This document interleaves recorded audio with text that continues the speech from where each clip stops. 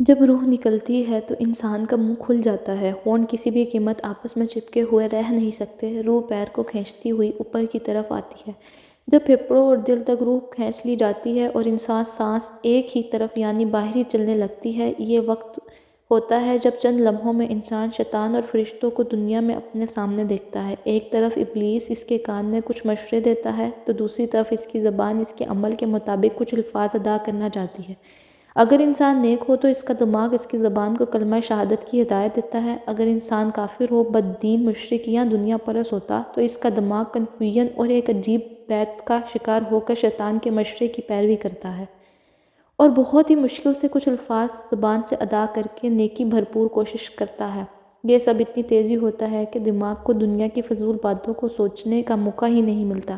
انسان کی روح نکلتے ہوئے ایک زبردست تکلیف ذہن محسوس کرتا ہے لیکن تڑپ نہیں پاتا، کیونکہ دماغ کو چھوڑ کر باقی جسم کی روح اس کے حلق میں اکٹھی ہو جاتی ہے اور جسم ایک گوشت کے بے جان لوتھڑے کی طرح پڑا ہوا ہوتا ہے جس میں کوئی حرکت کی گنجائش نہیں رہتی۔ آخر میں دماغ کی روح بھی کھینچ لی جاتی ہے۔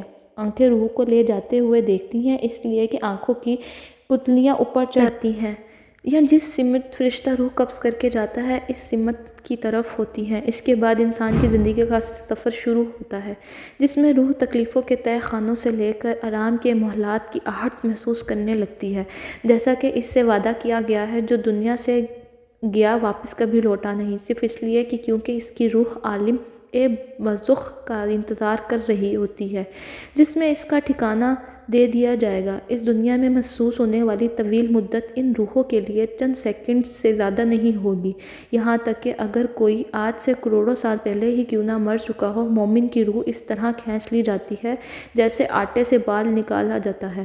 گناہ گار کی روح خاردار درخت پر پڑے سوتی کپڑے کی طرح کھینچی جاتی ہے۔ اللہ سبحانہ تعالیٰ ہم سب کو موت کے وقت کلمہ نصیب فرما کر آسانی کے ساتھ روح قبض فرما اور نبی پاک صلی اللہ علیہ وسلم کا دیدار نصیب فرما۔ آمین یا رب العالمین۔